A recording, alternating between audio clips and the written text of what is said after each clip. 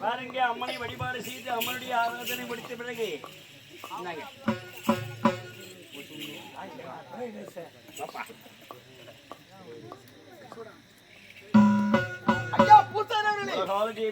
ஐயா பாருங்கள், வாங்க வாங்க.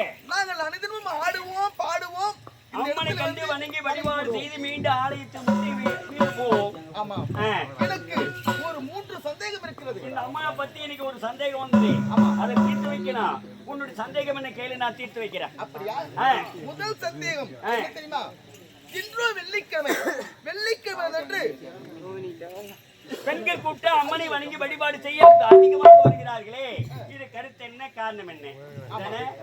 பெண்கள் கூட்டம் அதிகரிக்கிறது வெள்ளிக்கிழமை தோறும் இந்த அம்மனை வணங்கி வழிபாடு செய்ய, இதோட கருத்து என்ன, காரணம் என்ன? அப்பா, இந்த அம்மா பிறந்ததோ வெள்ளிக்கிழமை, இந்த அம்மா ருதுவானதோ வெள்ளிக்கிழமை, இந்த அம்மைக்கு திருமணதோ வெள்ளிக்கிழமை, இந்த அம்மைக்கு உடல் வேறு சிறுவயரானதோ வெள்ளிக்கிழமை. அப்படியா? அதனால் இந்த அம்மாவுக்கு மிகுந்த நாள் வெள்ளிக்கிழமை என்ற காரணத்தாலே அம்மனை வழிபாடு செய்தால் நமக்கு வேண்டிய அளவுக்கு நல்ல கருணை கிடைக்கும், அம்மனுடைய அருள் முழுமையாக கிடைக்கும் என்ற காரணத்துக்காக பெண்கள் கூட்டம் அதிகரிக்கிறாங்க வெள்ளிக்கிழமை தோறும். இதான் என்னுடைய கருத்து. அப்படியா? ஆமாம்பா. இரண்டாவது என்னப்பா, இந்த அம்மாவுடைய பூதம் உடல் பூமியில் இருக்குது, முகமட்டும் மக்களுக்கு காட்சி அளிக்கிறது.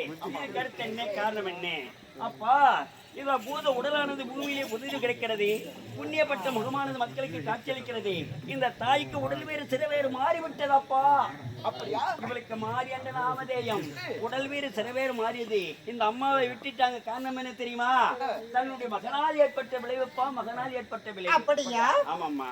எனக்கு ஒரு சந்தேகம் பிறந்து விட்டது. சந்தேகம், இந்த அம்மா தெய்வ பிறவியா இல்ல மானிட பிறவியா? நல்ல கருத்து கேட்கிறேன். நம்மை போன்ற மானிட பிறவியா இல்ல தெய்வ அம்சமாக வந்திருக்கிறாளா அம்மையார்? இதான கருத்து. அம்மா மானிட இடத்திலே பிறந்திருக்கிறார். காரணம் என்ன தெரியுமா? என்ன?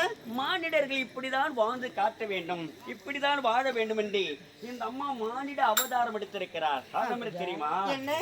இந்த அம்மா பிறந்த உடனே ருதுவானதும் இந்த அம்மாவுக்கு எந்தவித குறையும் குற்றம் என்று மக்கள் அத்தனை பேரு காத்து கொண்டிருக்கிறார்கள். இந்த அம்மா எப்படி பிறந்தால் தெரியுமா? எப்படி நாட்டை ஆண்டு வந்தார் ரைவத மன்னர், அவருக்கு மகர் பேரே கிடையாது. அப்படி வாழ்ந்து வரும்